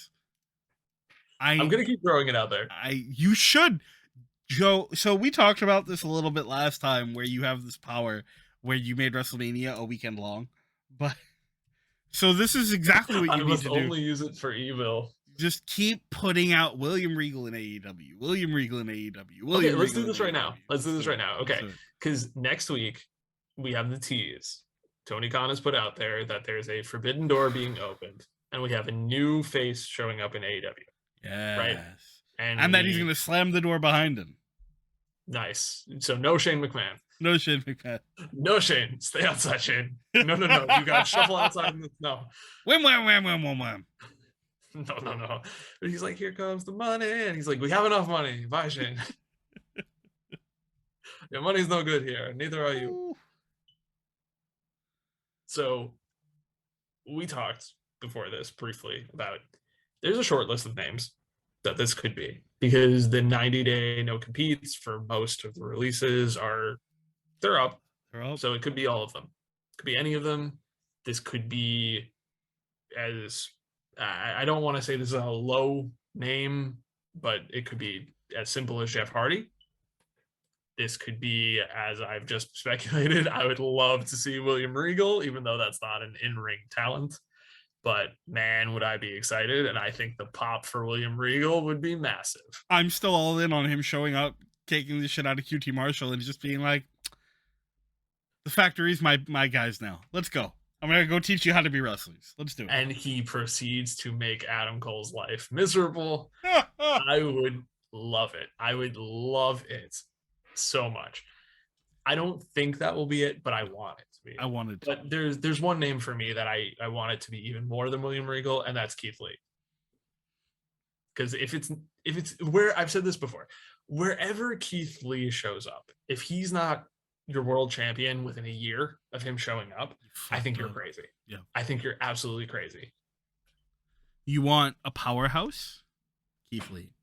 You want someone who can do incredible, amazing things? Keith Lee. You want somebody with an incredible star presence? Keith Lee. You want a guy who the crowd will instantly get behind? Keith Lee. You want a guy who will also help fix some of the biggest problems that you've been having so far as your fans go with representation? Here is a guy who is ready to be a world champion. Here is a guy who could come in and be in the main event tomorrow. Holy fucking shit, Keith Lee. Now, there have been reports about him maybe having some slowdown because of ongoing problems with COVID, which, sucks. It's really shitty. And I hope that's not the case. But we have seen so many people also be able to reinvent themselves in an incredibly powerful way when they've lost tools in their arsenal. And I can't imagine he's any different. He's not on the incredibly old side. He's not out of shape or out of touch. This guy is constantly on the fans' minds. It's got to happen, man. I want it. I want it so bad. Also, congratulations to him and Mia Yim getting married, I believe, this last week. Yeah. Good for them. Hashtag Yimitless. Hey, love it. Make it trend. Yeah. I think that was awesome. I'm happy for them outside of WWE. I hope they find much success. It does beg the question. She got released too, right? She's out too. Okay. Together. They were good same time. Good for them. Yeah. I do wonder if, because, I don't think anybody's talked about her ending up anywhere yet, but I do wonder if that would be a package deal type thing of if one comes in, they both do. I'm cool with that. I'm so cool with that. I'm a big fan of hers too. For me, she is not my first signee for the women's division though out of this most recent cropping. I mean, the name for me will always be Taya Valkyrie. If Taya Valkyrie doesn't have a job by the end of next week, I will be absolutely fucking stunned. She is one of the most polished women in wrestling right now. She is a good promo. She is incredibly talented in the ring. She's good at getting other people over and herself. She's a champion no matter how you look at her. She was one of the first women on like a major wrestling promotion in modern times to be wrestling constant intergender matches before they decided to like pivot and go to that other person we're not going to talk about. She has the same kind of like big time energy to her, and it happens to be part of one of the best wrestling couples in wrestling, not counting uh Sean Spears in his chair or The other Mox and the Renee. other. Yes, Sure, yeah, but they're up there, man. They're up there, and both could be really big for the company. I think that I would probably prioritize her over him at this stage, yeah. Yeah, But he's another one that it could be him. Like there's always the chance. For the yeah. women's division, I'll throw out the former Tegan Knox, now Nixon Newell. She would be my top pick personally of the women. Yeah, she's great. At least she's one that I'm like, I sign you to a 3-year contract and we're going to tell a story. Let's go. Yep. Something like that. I think she's great, but then there's also like, is this a, is Wyndham showing up finally, or is he still off doing something else? I think that when Wyndham shows up, there's going to be a lot more build to it. I don't think it's going to be like, hey, I have an announcement to make, and then he exists. I think that when and if it happens, because again, he could just never come back. He could do that if he wanted to, and just be a creator and be fine with that. But fuck, we'd be losing out. But yeah, I don't think this is how you debut Wyndham. I don't think you go, yeah, we have a signee to announce. I don't think that's how it happens. Killer Cross? I hope not. I like the character. I don't love people who aren't willing to get vaccinations for the sake of themselves and the people around them. Sure. That's just me. I personally don't think it will be him either. I think it's most likely a Jeff Hardy, Keith Lee, someone of that range, and I don't mean to speak down on that at all. I agree with you. I think that if it's Bray Wyatt Wyndham, it's going to be something where he just shows up. It's not an announcement. It's just he arrives probably on a pay-per-view. Yeah. I think this is somebody who's showing up because they're going to be on the next pay-per-view. Mm-hmm. Well, yeah, they're in the Face of the Revolution ladder match qualifier versus one of Private Party. That seems like a weird way, like it would be a Jeff Hardy match. Yeah, because of like the connections to everything. But that could also be a Keith Lee match. It could be Keith Lee match. It could also be a John Morrison match. John Morrison. Johnny Dynamite. Johnny Dynamite, yeah. Could be Gargano. Could be, right? Gargano, yeah, that's another Gargano. one. His contract expired, right? He was free from day one. Have been there the same day as O'Reilly. Oh man. Yeah, I think specifically in Killer Cross's case, I think he ends up going back to Impact, and I think everyone's better for it if he does. I think he will. He's not scarier than Lance Archer in the way that they've positioned him, so he would fall short there. He's also not as physically imposing as him. He's not enough of. We have so many kick guys and so many martial arty strike guys in AEW that he doesn't really feel unique if he does that there. I think him going back to Impact is better for him and better for Impact. The question for me is, obviously, if it's Keith Lee, I will use his line. I think it's limitless for him in AEW. I think he's a future world champion without question. Yep. But I don't think he's the guy to beat Hangman, but I do think he is a future world champion without question.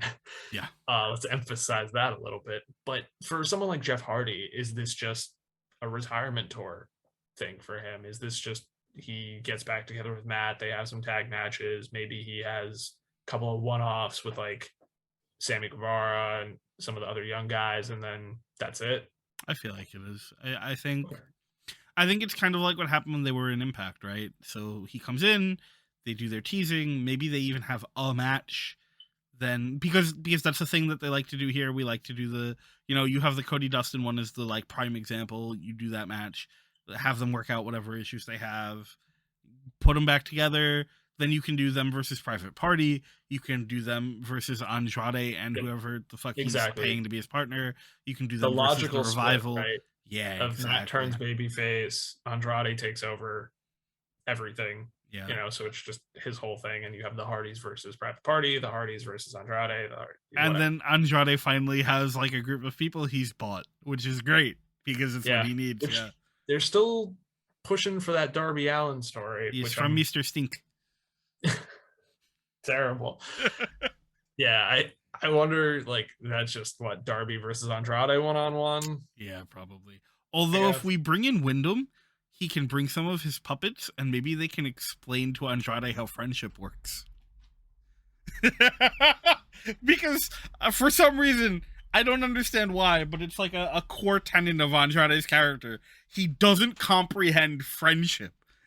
He only understands money, which is crazy because I think even Ted DiBiase understood that people can't strictly be bought to be friends. Yeah. I don't think he wanted them to be friends, to be honest. No. But man, I don't think he at any point in time just turned to a baby face and was like, "I'll pay you to be a heel,"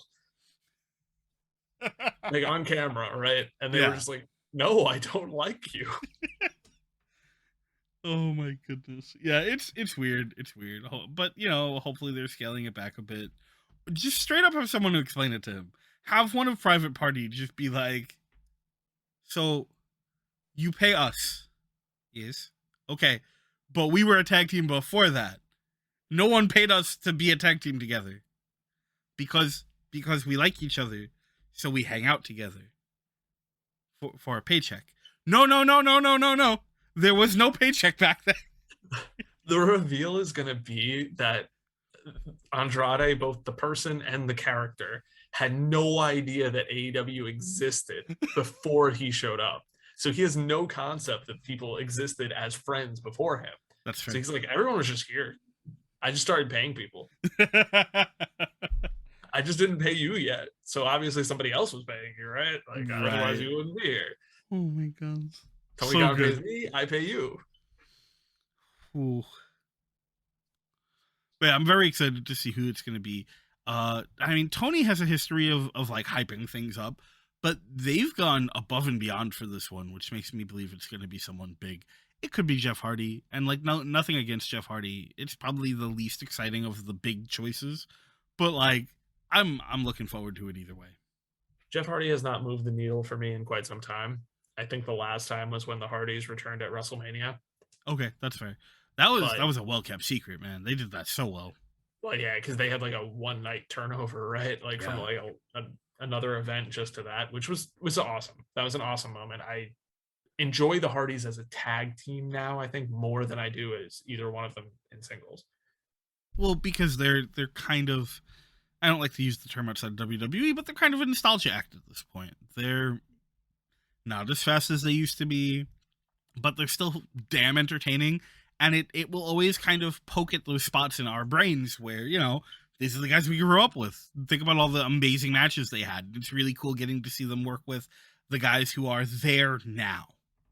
Yeah, you can get Hardy's Young Bucks, Hardy's FTR, Hardy's Jurassic Express, Ortiz, Lucha Brothers. Lucha Brothers. I think we've had that match before, but I can't remember where. Which one, Lucha Brothers? Lucha Brothers, yeah. Maybe when Penta and Ray were making like the Impact run. It was either Impact or it was at like when the Hardys were doing the like indie stuff they were doing. That's fair, because I know there was a lot of crossover there. Yeah. It has happened before. 75 years ago. WrestleCon, the weekend of WrestleMania 33.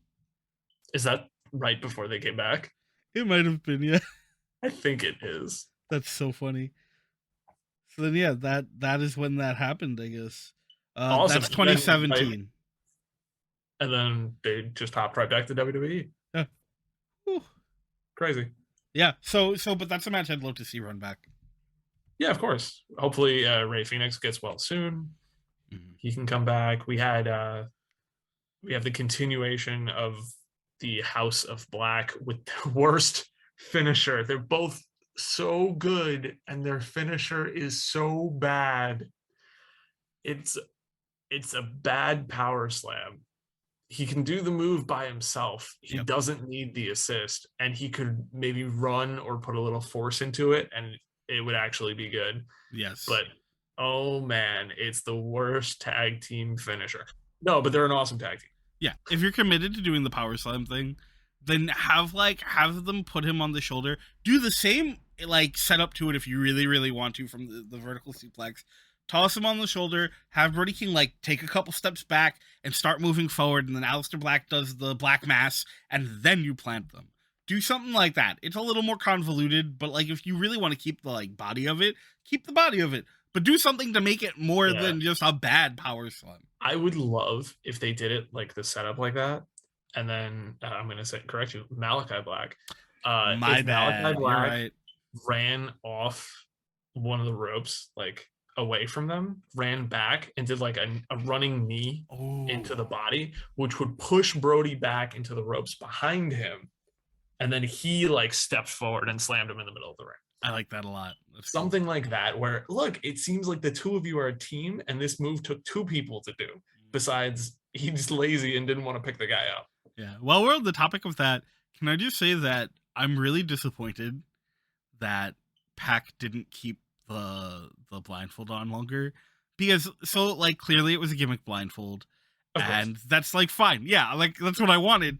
But how cool would it have been if for like a month even he had just wrestled in the blindfold? How amazing would that? That's such a cool, unique concept that they totally could have gone with, and then had it be revealed that he could see or something, or just not. Like I'm not going to be like you have to be blind forever, but it's so cool, and visually he looked really cool with it on. It was a really good, interesting direction for a character who's always kind of felt like he's a step off from where he should be in this company. And I was kind of disappointed he did like 2 minutes and then pulled it off. Yeah, and they got to the finish with this way too fast, I feel. Like, I know the finish of the match itself was like, okay, the heels won kind of in like a sneaky setup fashion where it's like, all right, baby faces are outmaneuvered in this one. So there's always the chance they could run this back a bit. But I feel like they got to the tag match very quickly. And this is not going to be some drawn out thing. I don't know if it's like, all right, we're getting Pac and Black one-on-one at Revolution maybe. But, you know, like, man, they're going to tear the house down if they do. Yeah. But besides that, it's like, where do you go? And that's a couple weeks they got to kill TV shows where, you know, it's what they're going to talk at each other. Okay. Fine. We'll probably get Brody one-on-one with somebody. Yeah. And I mean, we still got the whole X Factor, Julia Hart, and seeing where that's going to end up going, because it's clearly going to be a payoff. I almost wonder if we have like a 3-way tag team match coming up for it, where we could do, well, because you can do the Varsity Blondes versus Kings of the Black Throne versus Penta and Pac. Yeah, I misunderstood. I thought you meant like a trios 3-on-3. Oh, no. Like, who's the third in the House of Black? Julia Hart. But ooh, I think it's coming. I think it's inevitable. That'd be cool. Yeah, that'd be cool. But we'll see. They should rename her to be Abigail.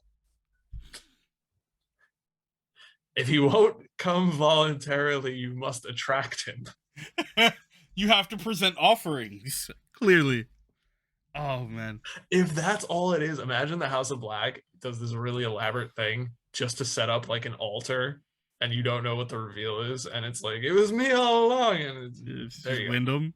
Yes. Man. Look, but that could work. They could totally do that. They could totally be doing this thing where it's like, because Malachi Black doesn't have to be the boss. He's the priest, right? He's the pastor that brings the flock in. But that inherently means he's not the god. You can't. You're not both. They writes don't itself. even have to stay related, to be Yeah. honest with you. It just has to be the thing of, look, I got to do this thing. This was a goal of mine. I wanted to accomplish it. I summoned a demon. Yeah. Demon's not beholden to me. I'm not beholden to the demon. Just there's a demon in AEW now. Yeah. Here you go. Good luck. Have fun. Okay, bye. Don't follow me. Good luck, guys. Yeah. And then the match with Mercedes Martinez and Thunder Rosa. Just because this made me think of this. It was really funny. First DQ in Rampage history. And I really appreciated that Jericho brought that up. Fair. I'm also going to bring up, we had Jon Moxley versus Wheeler Yuta. Wheeler Yuta was the substitute for Brian Kendrick. Wheeler Yuta with his New Gods pants. Good match. It was a good match. Very good match. Good showing for great. Much like what you just said of commentary bringing up the first DQ in Rampage history, which, let's not make that a pattern. We had a rematch essentially of Wheeler Yuta versus Jon Moxley, where the first time Moxley steamrolled him and just destroyed him very quickly. And now you have this long drawn out match that they had to put together very quickly because they did not have a lot of time day of all of this broke. And they killed it. That was a great match. Oh yeah. Yeah, they did great. It was fantastic. Damn good night of wrestling for Dynamite. So a lot of interesting things happened, a lot of cool stuff set up this week. But I think it's time to discuss the jewel that was the end of Dynamite. So we've been building to it for a while, and I was kind of not sure that MJF CM Punk was gonna happen. And when it started as early as it did, I was almost like, they're gonna fuck on us. There's just too much time left. But AEW is good like that, right? They never shy away from giving a match the time it needs. And boy, did they ever. What a match. This goes back to, I think we talked about it a lot at Full Gear. I said, this was like a big coming out party for MJF of proving he's not just a talker. He can go in the ring. He can tell the stories. Obviously he can do some flashy moves too if he really needs to pull them out, but he is capable of bell to bell carrying a match in the ring if he needs to, right? He can more than hold his own. And Punk, it was, okay, we saw him versus Darby already. Then it was him versus Kingston. He's capable of having matches. He can still go. He's still tuning it up, feeling it out a little bit, but he's getting there. He's getting to the best level he can get to for what he can do at this period of time in his career. And this was the best of both worlds, right? This was, both of them go out there. They know what they're doing. They know the story they're telling, and they did it. They did it. And, one of them had to lose, of course. If I had to bet, I would have bet on a finish like this because it just seems too perfect. Yeah. Plus, you can always have the rematch if you need to. Maybe we get that at Revolution even. I don't know. I don't know if we run it back that soon or not, but we'll see. Either way, I'm good with it. Yeah, they don't like to do the series very often. I've noticed they try and go out of their way to avoid doing that. Yeah, 100%. Okay, so back to this match. So yeah, I mean it's the finish that was glaring everyone in the face, and they give you the false finish pretty early in, and that was cool.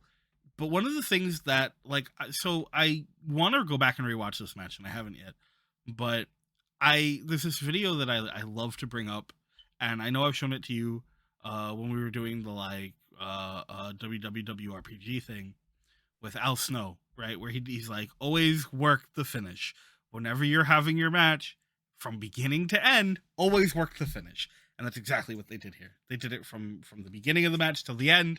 Everything built up to it so well.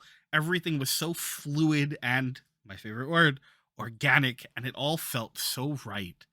The only thing I'll say is I find it really funny that MJF gets the thing around his neck, wraps his arm, which, by the way, I don't think I've seen in modern wrestling. That's such an old school thing, and I was so jazzed to see someone doing that. But he wraps him up and he puts him down, and CM Punk is out. And they call for the bell. I forget which ref it was. It might have been Bryce. I think it was Bryce. Calls for the bell, and then he realizes what happened. And so he restarts the match. And I'm like, Bryce, CM Punk is still unconscious on the floor. Go check on him first. Take a moment. Go make sure he's not dead.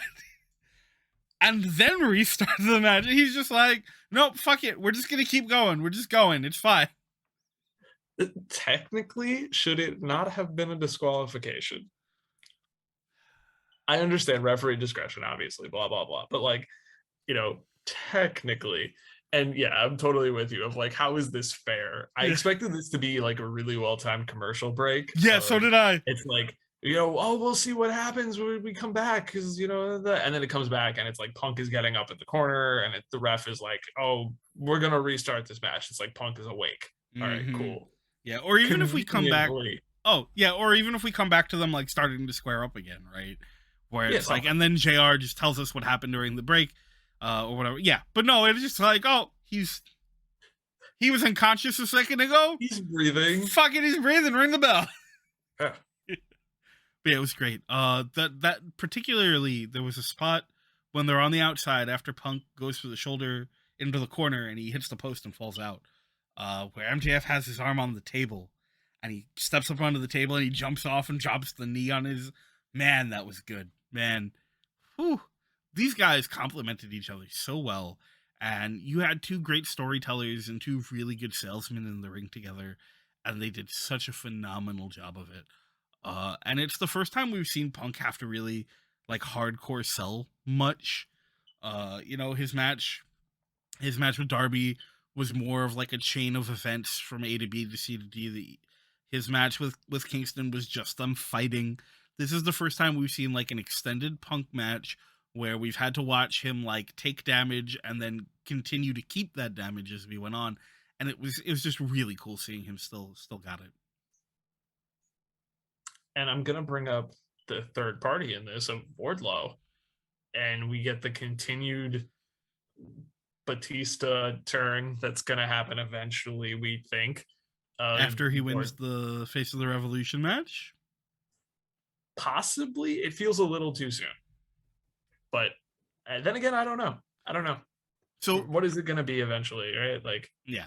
Like, how high does Wardlow go? Yeah, like I agree with you that this is something that I think they could really sit on. But at the same time, we have the setup with like MJF and Wardlow where it's like, if you win that, it's mine. And I don't know that MJF is going to be an immediate foil for Adam Page, because I think this Adam Page Adam Cole thing is gonna have a while, right? Like, this isn't least, just a one and done, I don't think. And so that leaves us with this MJF Wardlow thing, where if Wardlow wins, then what do we do from there, right? Because is that so? I can't remember because of last year and how it worked last year. Is it any title, the world title, or the TNT title? I don't remember which one for winning that match, but it's one of them, right? Shit. They had one specifically, which was the brass ring one, which was specifically for the TNT title. Okay. Then, but normally the one that Page won was for the world title. Right. So we don't technically know really what it's going to be for. No. And they haven't said it. We do. I think most of them have been for the world title, except for the one that was very specifically for the TNT title. Okay. Then yeah, I wonder what happens there, because I don't think MJF Adam Page happens for a while, because it has to happen at a pay-per-view, right? Yeah, that's a match you have to do at a pay-per-view. Yeah, I would expect that's going to be like a double or nothing or something, later in the year. Because that's also the first time that you look at it and go, oh, is this where he loses? Because no matter how soon or how far off it is, that's where it happens, right? Where it's like MJF has to be the front runner to win that title off of him. And if it's a short reign for Page, that just puts even more heat on MJF. Fair. Yeah. I Yeah. don't see Paige holding this title for like over a year or anything. No. But yeah, it's got to be MJF unless they figure the hell out what they're doing with Cody. But that's it, right? Like he's not losing to Archer. I guess you could probably make the case of, depending upon what you do, it could be Moxley because he's back, but I don't see Moxley not being a babyface immediately. So that would take some time. Yeah, I think Moxley is definitely the first 2-time champion though. He could win it off of whoever wins it next or down the line, but I think he's definitely the first 2-time champion. Yeah, it's not Adam Cole. No. I'd be very, very surprised if it's Adam Cole. And I don't think of any of the names that we mentioned, I don't think any of them are coming in as a heel that's at that level. That could be that guy. Yeah. Like if it were a heel champion right now and Keith Lee came in, and I'd say, okay, maybe he usurps the top spot and he just becomes the babyface champion within 6 months. Yeah, cool. You could do that. No problem. Absolutely. Yeah. But besides that, I think the long-term plan is MJF. Yeah, I agree. It's become more and more apparent to me as we've gone about the last couple weeks of like Act 2 that the story here is really the 4 pillars, right? Sammy with the TNT title and his match with Cody, regardless of my criticisms of it, and the way that he's being positioned moving forward. MJF in this huge moment where he's the guy who gives Punk his first loss and has been constantly on TV moving through things. Jungle Boy with the whole, they're tag team champions now. That was the goal, and they've gotten there. And Darby is a little less utilized, but that's because he doesn't have to be. He's technically the one with the most cred as far as like matches most go. Utilized in Act 1. Yeah, right? Exactly. Like he was the guy. He was the face of the 4 pillars in Act 1. Exactly. Yeah. So now, but it still very much feels like that's what our story is for Act 2, is going to be taking the 4 pillars from their like small beginnings, for lack of a better term, and really, really exploding and seeing how far they can go. And I would wonder even if the end of Act 2 is Darby beats MJF for the title. Ooh, that's a big one. I was wondering if we just have a shorter Act 2, and Act 2 is MJF winning the title. This is where I think we disagree fundamentally. I think Act 2 is going to be way longer. I think Act 2 is going to make up a decent amount of the future of this company, where they have all these guys that they want to build up now, right? We've got the guys that we relied on from the beginning, who, Kenny's taking time off and maybe will never be a full-time guy again. Potentially Jericho's going on tour, and who knows how long he sticks around after that. And again, maybe not full-time. He already isn't really full-time anymore. Who knows what the fuck the deal is with Cody. Brian has suggested that this is the last contract he's going to sign as a full-time wrestler.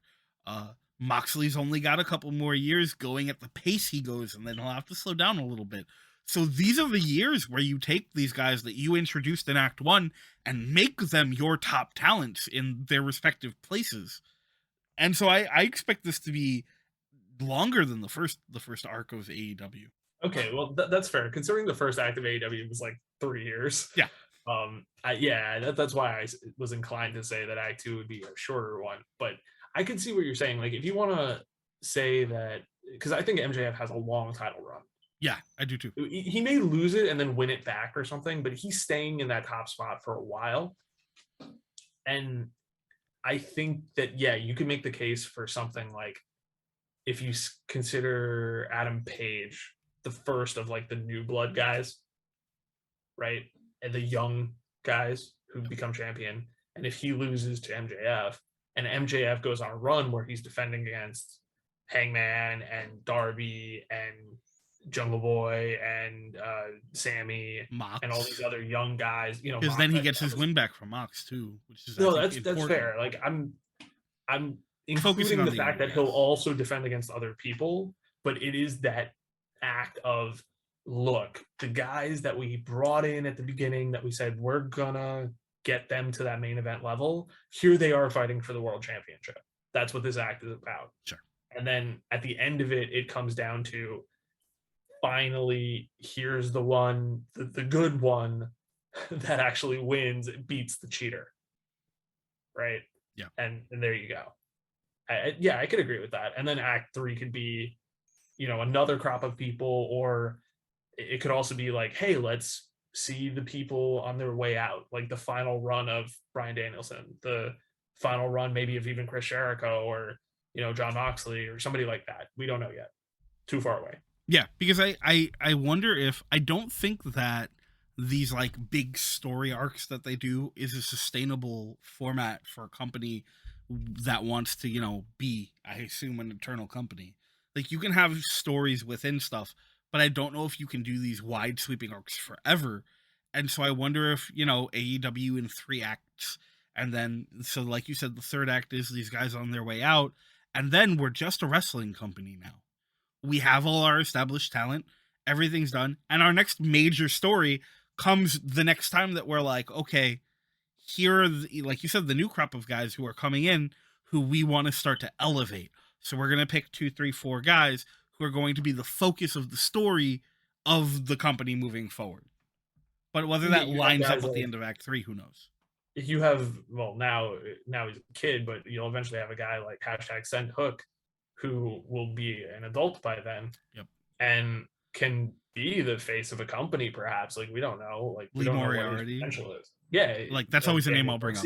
Like you have younger guys who, and women too, definitely, like, who are going to finally have those years of experience. They'll have honed their skills. They know exactly what they're doing in the ring. They can carry longer matches, and they're in their prime. And that's going to be awesome to see. And they'll kind of become more like New Japan, I guess, to some degree, where you can have these bigger, longer matches with people who fans have grown accustomed to seeing for extended periods of time. They know who they are. You don't have to explain it over and over again. Commentary does a good enough job with that anyway, and you'll have more people who can be on commentary. So, works for me. Yeah, absolutely. Regardless, I'm really excited to see where this company goes as we move forward. They consistently make good decisions. The stories that they tell are compelling and interesting stories. And, we sing the praises of this company a lot, which I think is a product of A, the amount of time and care put into the product, and B, just how it really does call back to us, almost forgotten for a long time concept of wrestling, especially in the States. Couldn't agree more. As I said, I was very negative about them starting this. Besides the Brian Kendrick stuff, I'm fatigued. Yeah, like, I have wrestling fatigue right now. January got me to that point. I think it does every year. The Rumble usually brings me back and gives me some layers of excitement, and it didn't this year. And so I think AEW, most of all, which is the company that I look forward to watching every week, suffers because of that. I'm like, I don't want to watch wrestling right now, because why? And personally, like, I'm not somebody who's in it for surprises and stuff, so I'm not looking to be shocked every single week. Mm-hmm. But they weren't giving me surprises. They weren't giving me like the top level long matches or even short matches that I could really get invested in, because I was so interested in the storylines. I was checked out for a lot of them. But now we're starting to get back to that. They're building to a pay-per-view again. I think it's going to be pretty clear in the next couple of weeks what some of those matches are going to be. Yeah. That's exciting. Somebody new, even if, Jeff Hardy doesn't really move the needle for me, but like, it's going to be something. Maybe, it'll matter when it comes to that match, man, if nothing else. It'll matter for Matt Hardy. Yeah. And I haven't cared about Matt Hardy in AEW in a while. So that'll be something interesting. Hopefully that splits up what's going on with Andrade. I like Andrade. Maybe that'll give him something interesting to do. Let's get these pieces moving forward. Let's get these matches that I don't necessarily care about out of the way, so we can get to ones that are better for me, that I'll be more interested in. And hashtag Layla Hirsch and Team Taz. Yes, and hashtag SendHook. Yes. Because where is he? Is he okay? Well, he's got been on Rampage in a couple of weeks. He's got to recharge. Fair. Closing thoughts? Last week, I said that number 1 and number 30 have now won the same number of Rumbles, and that's not true. Number 30 has now tied number 27, and they've both won 4 times. crazy. Number 1 has only won 3 times. Don't ask me who won. Just to get the stats right. Just letting you know. That's going to do it for us this week at the Squared Circle Sit Down. Thank you for taking the time to come and join us for this wonderful discourse. Some good, some bad. Joe, thank you for being here. You didn't run away. I didn't run it well because we only spent like 20 minutes talking about Shane. We'll see what it comes out to post editing. But yeah, my final thoughts are going to be Free Ali, fuck Brian Kendrick, go away Shane McMahon, Blood Money Brawl. Okay, yeah, so that's going to do it for this week's episode of Squared Circle Sit Down. Thank you for hanging out.